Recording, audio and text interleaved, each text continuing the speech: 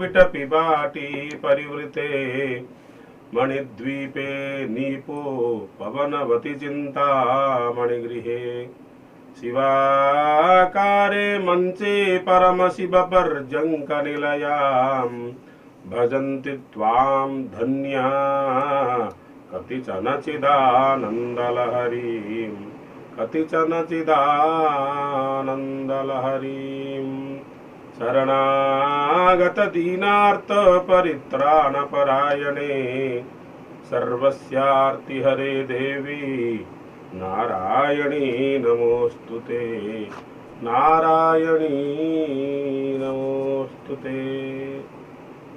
देवी महात्म्य के इस भव्य परिसर को आप सभी को मैं हृदय से स्वागत और अभिनंदन करता हूँ। हमारा संस्कृति में जो अध्यात्म विद्याएं हैं, उन अध्यात्म विद्याओं में हमें हमारा बुद्धि को, मन को, तन को, सारे अवयवों को पहुंचाना पड़ेगा, क्योंकि अध्यात्म विद्या हमें यह उपदेश नहीं देता है कि आप घर द्वार छोड़ दो, आप सन्यासी बन जाओ, आप हिमालय में जाकर के तपस्या करो। यह सटीक नहीं है, क्योंकि हमें जो सन्मार्ग दिखाता है, किस मार्ग में हमें जाना चाहिए और हमारा मूलभूत कर्तव्य क्या है। और हम मनुष्य हैं, मनुष्य होने के नाते हमारा उत्तरदायित्व क्या है। न केवल परिवार को ही देखना हमारा कर्तव्य है, अपितु राष्ट्र कर्तव्य भी है। राष्ट्र में वयम राष्ट्रे जागृयाम पुरोहिताः, जहां हम रहते हैं, जहां हम कार्य करते हैं, उन क्षेत्र में हमारा योगदान होना चाहिए। और सर्वतोभावेन हमारा कर्तव्य क्या क्या होना चाहिए। जिसे हम धर्म कहते हैं, धर्म का तो बड़ा व्यापक अर्थ है, हम उन व्यापक अर्थ में नहीं जाएंगे। महर्षियों का यह कहना है कि एक अध्यात्म परिवेश में रह करके, भगवत चिंतन करके, भगवत चिंतन के साथ अगर कर्तव्यों की संपादन हम सही ढंग से किए तो उससे बढ़कर के धर्म कोई नहीं है। तो उसी अध्यात्म विद्या की कड़ी में सारे शास्त्र, भगवत गीता से लेकर के वेदों, पुराणों, सारे शास्त्र आते हैं और प्रत्येक मुहूर्त काया छायावत हम लोगों के निकट रह करके हमें उपदेश देते हैं। वही तो शास्त्र है, पुंसाम जेनोपदिश्येत तत्शास्त्रमभिधीयते, कि यह करो, किं कर्तव्यम किं न कर्तव्यम, यही उपदेश हमें शास्त्र दिलाता है। तो उसी मर्म में हम देवी पुराण की जो गाथा सुन रहे हैं, जैसे ऊपर में भगवान आदित्य नारायण की प्रचंड रौद्रता और नीचे भूमि जो होती है अत्यंत उष्ण। कोई व्यक्ति, कोई पथिक जब सुदीर्घ मार्ग में आता हो, प्रचंड रौद्रताप और नीचे जो मार्ग है अत्यंत आतप से उष्ण, आग के जैसा, उस समय अगर हमारा शरीर में थोड़ा सा हल्का सा ठंडी ठंडी हवा लग जाए तो अनुभव कैसा होगा। उसी भांति व्यस्त जीवन में, जंजालमय जीवन में जब हम इन अध्यात्म विद्याओं की कभी कभी पढ़ते हैं, सुनते हैं, आलोचना में भाग लेते हैं, अपनी विचार रखते हैं, इनकी विचार भी सुनते हैं, हमारा संस्कृति ही ऐसी है जहां पर नाना विचारों का आगमन है। विभिन्नताओं में एकता तो हमारा संस्कृति है। कोई कहता है विष्णु ही मुख्य है, कोई कहते हैं भगवान देवदेव महादेव रुद्र ही मुख्य है, और भगवती दुर्गा देवी के वजह से शक्तिवादियों का यह कहना है भगवती दुर्गा ही मुख्य है। तो विभिन्नताओं में एकता, तो हमारी जो अध्यात्म विद्या है वह एकता की ओर हमें ले जाता है। संगच्छध्वम संबद्धध्वम संभो मनांसि जानताम, चाहे कितने जाति धर्म वर्ण विद्वेष हो, लेकिन हम तो मानव है, ना कोई वंदनीय है हम में, ना कोई निंदनीय है। हम सब एक ही है, एक ही सहावस्थान में है। यत्र विश्वम भवत्येक नीडम। तो हमें हमारा मन में से यह क्षुद्र भावना निकलना पड़ेगा, निकालना हमें होगा कि मैं राजा हूं, वह प्रजा है, मैं अत्यंत धनशाली हूं, वह भिक्षुक है। यह क्षुद्र भावना वो तो क्षणिक है।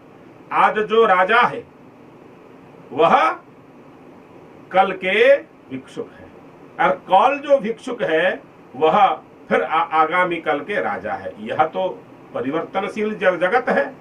तो कहने का मतलब यह है कि हमें अध्यात्म विद्या की ओर शास्त्रों में, पुराणों में, उपनिषदों में क्या क्या निर्देश हमें दी गई है, हमें जाना पड़ेगा और जाना ही चाहिए। क्योंकि वहां पर केवल आख्यायिकाएं नहीं है।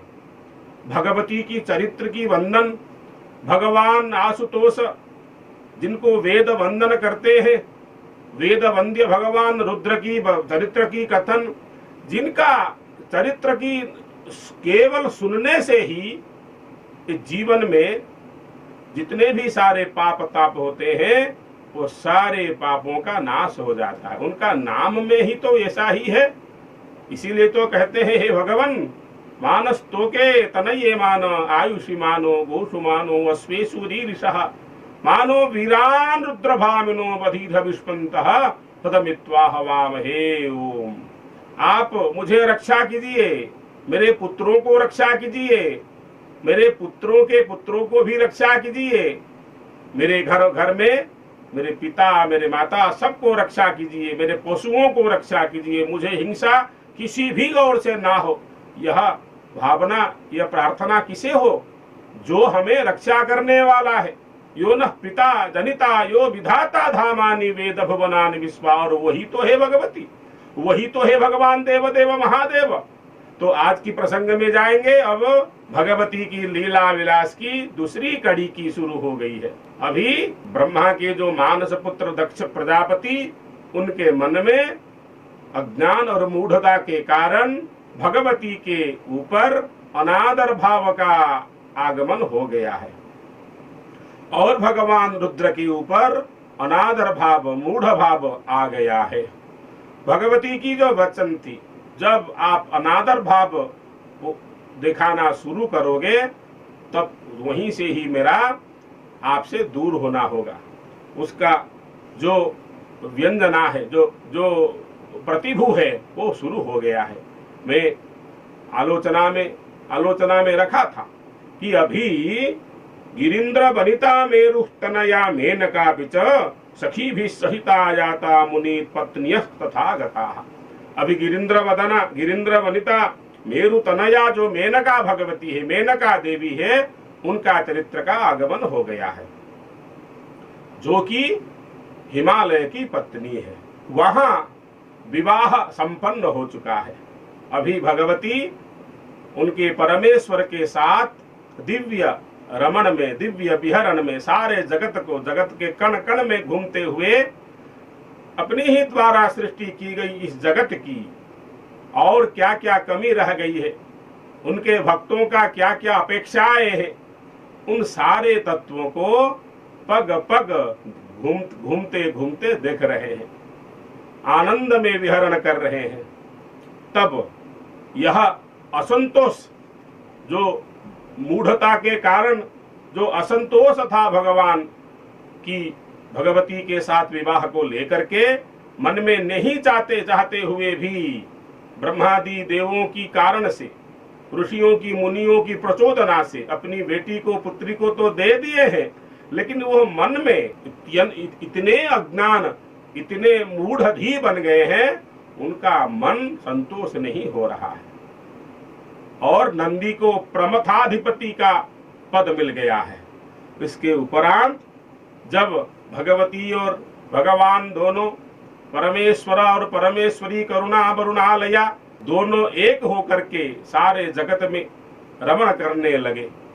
विवाह जो है यह अत्यंत सामान्य यद्यपि हमें दिखाई देता है, हमारा दैनंदिन जीवन में हम अपने बेटियों का विवाह करते हैं, लेकिन विवाह एक पवित्रतम व्यवस्था है, एक पवित्रतम व्यवस्था है। माने जब तक कोई विवाह नहीं करता, शास्त्र के अनुसार शास्त्रीय कर्म में उनका अधिकार नहीं होता। विवाह के उपरांत जब पत्नी आ जाती है तो विशेषतः शास्त्रीय कर्मों में, यज्ञादि यागादि कर्मों में उनका अधिकार हो जाता है। इसीलिए शतपथ ब्राह्मणों में कहा गया है, दूसरे ब्राह्मणों में भी, अजज्ञो वै जो ह्यपत्निकः, जो अपत्निक है, पत्नी रहित है या दार रहित है, उनमें यज्ञ में प्रवेश करने की अधिकार नहीं है। तो विवाह एक पवित्रतम व्यवस्थाओं में से एक है।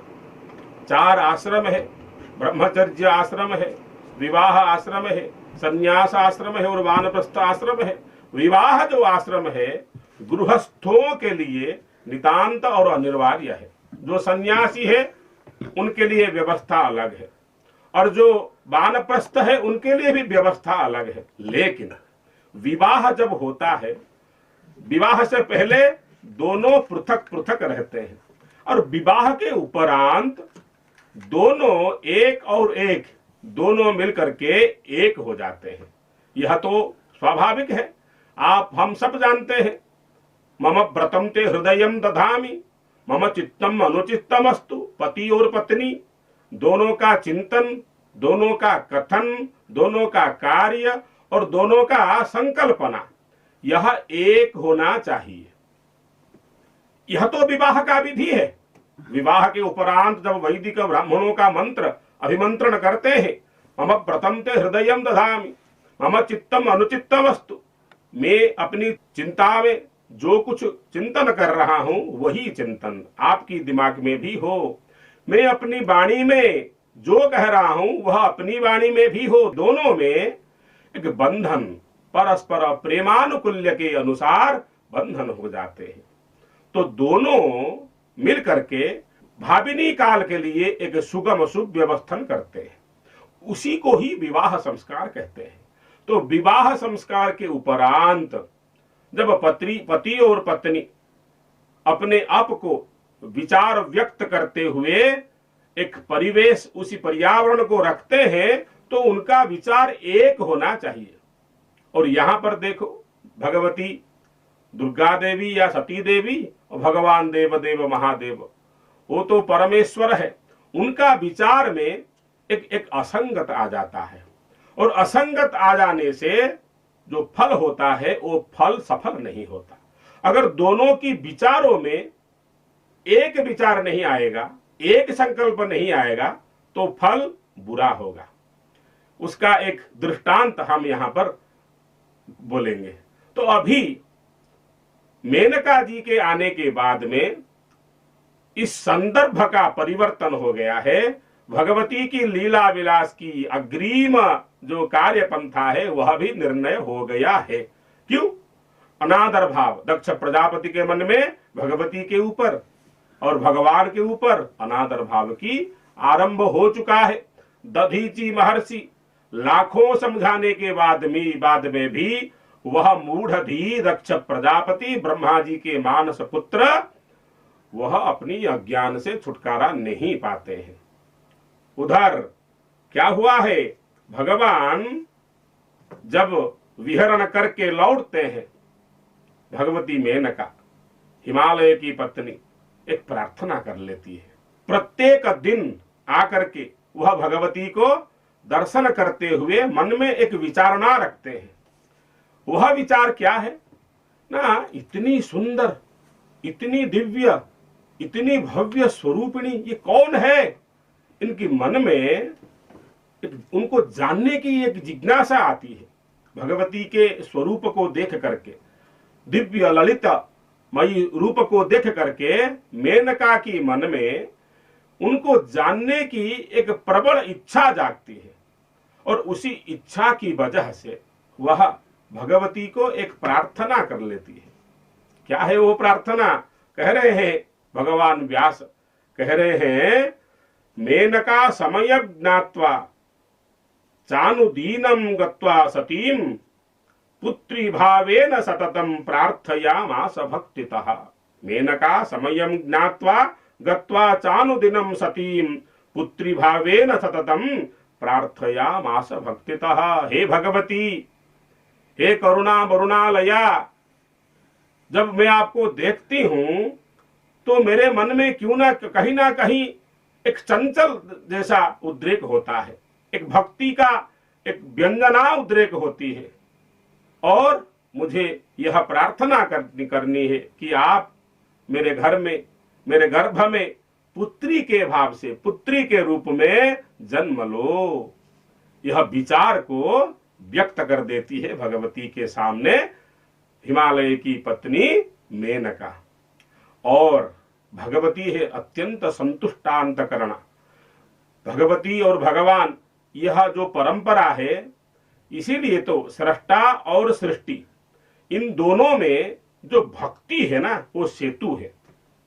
भक्ति रूपक जैसे सिद्धांतों से या भक्ति रूपक रज्जु से, प्रार्थना से संसार में जो अत्यंत क्लेशाति क्लेश कार्य है वो अक्लेश हो जाता है। विराट पर्वत जैसा जो कार्य होता है, अगर छोटी सी भक्ति कर देते हैं हम, उसी भगवती की आराधना में अपनी तन को, अपने मन को लगा देते हैं, तो वो पर्वत जैसा दिखने वाली जो कार्य वो सहज और सरल हो जाती है। मेनका की भक्ति में विवश होकर के भगवती सती ने मेनका की अंतरात्मा को सुनते हुए कह रहे हैं, मैं अवश्य अवश्य आपकी गर्भ में जन्म लूंगी।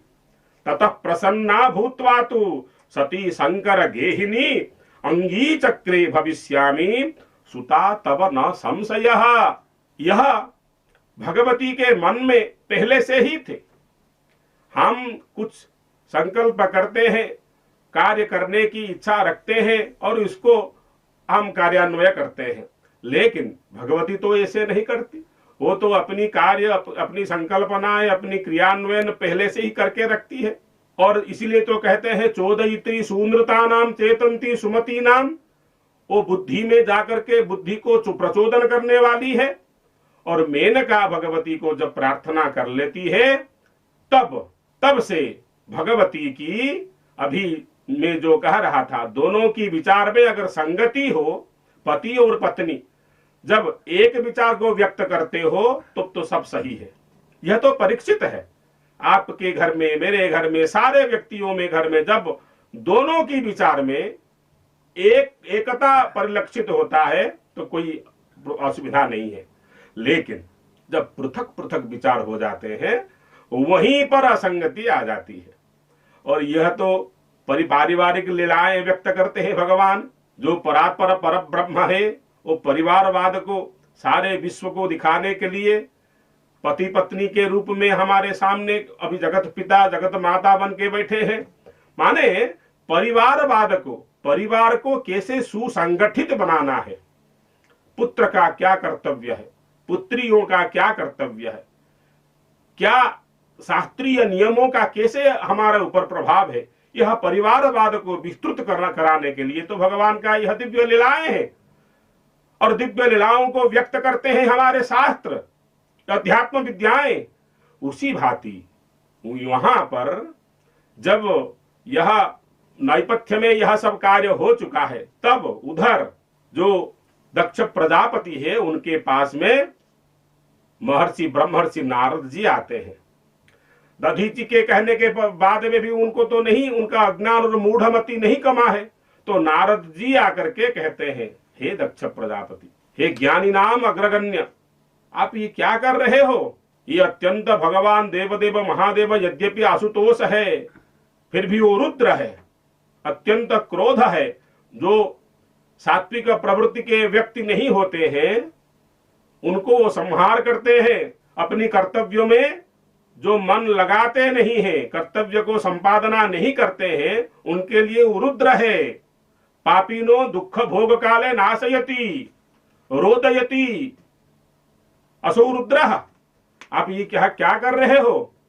मैं यह सुना हूं कि भगवान आपके ऊपर अत्यंत क्रोधित है। आपके द्वारा कहा गया जो कटु वचन और जो दुर्व्यवहार उन सारे के वजह से अत्यंत क्रोधित है और खूब कम समय के अंदर वो आकर के आपके सारे नगर, सारे राज्य, सारे प्रजाओं को ध्वंस करने वाले हैं। नारद जी का तो कार्य यही है, सचेतन कराना। तो नारद जी का यह वचन सुन करके दक्ष प्रजापति के मन में अब भय आ गया है। भयभीत होकर के अपनी सारे मंत्रियों को, सारे परिषद वर्गों को बुला करके सभा में बैठ गए। कह रहे हैं मैं क्या करूं, अभी वर्षा भस्मा तिरक्तानाम करिष्यति न संशयः तदत्र चेत विधेयम ही सांप्रतं ऋतुतन मम। अभी वो रुद्र जो संकल्प किए हैं वो आकर के ध्वंस विध्वंस करेंगे। मंत्रियों मुझे बोलो, मुझे क्या करना है। तब मंत्री लोग कहते हैं देखो हम तो आपको लाखों समझाए कि नहीं, यह भगवती है, परापर परब्रह्म स्वरूपिणी है, और जिनके साथ में उनका विवाह हुआ है वो तो परब्रह्म है। आप नहीं माने। अभी क्या करना है, शिवेन देव देवेन कथम एवं करिष्यते अनये कारणं नैव चास्माभिः उपलक्ष्यते। हम तो इसका समाधान का कारण क्या है हमें मालूम नहीं होता है। अब आप ही यह हमें बोलिए, हमको क्या करना है। दक्ष को यह प्रश्न मंत्री लोग पूछते हैं, क्योंकि भगवान देवदेव महादेव यद्यपि वो आशुतोष होते हैं, लेकिन जो संसार में रह करके अपनी कर्तव्यों का संपादन ना करता हो, जो नास्तिक श्रेणी में आते हैं, उनके लिए वो रुद्र है। इसीलिए शास्त्र विहित कर्म हमको करना है, कर्तव्य हमको संपादन करना है। अगर नास्तिक हो जाएंगे तो जो हमारा जन्म है, जन्म का जो दिव्य उद्देश्य यह है, वो सारे व्यर्थ हो जाएगा। तो उनके लिए भगवान रुद्र क्या करेंगे, रोदयति नाशयति, इसलिए तो रुद्र है। तो यहां पर हमें यह चिंतन करना पड़ेगा। दक्ष प्रजापति देखो, ब्रह्मा जी के मानस पुत्र, परम ब्रह्म स्वरूपिणी भगवती के पिता, उनके द्वारा भी किया गया जो दोष है, बहुत बार उनको सुजोग दिए हैं, सुधरो सुधरो करके, महर्षियों के द्वारा, ब्रह्मा जी के द्वारा, विष्णु के द्वारा। फिर भी अगर नहीं मानते हैं तो कुछ दंड विधान करना पड़ेगा। यह सोच करके भगवान नारद की द्वारा जो संवाद दिए थे, वो संवाद को सुन करके अभी दक्ष प्रजापति के मन में भय है। भय को लेकर के क्या करते हैं, उसका समाधान क्या दक्ष प्रजापति अपनी विचारों को परिवर्तन में लाते हैं, भगवती के पास में, अपनी पुत्री के पास में जाते हैं, देखेंगे या सुनेंगे अपनी अगली अध्याय में। तब तक के लिए ओम सर्वे भवन्तु सुखिनः, सर्वे सन्तु निरामया, सर्वे भद्राणि पश्यन्तु, मा कश्चित् दुःखभाग् भवेत्। ओम शांति शांति शांति।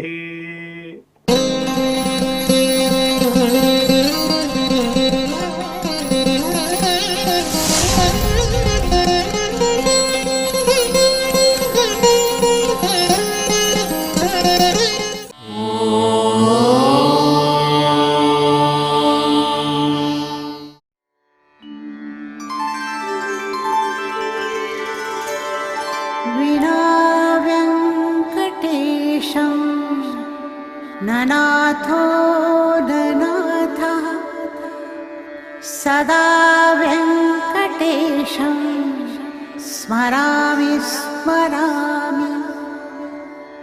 हरे वेङ्कटेश प्रसीद प्रसीद,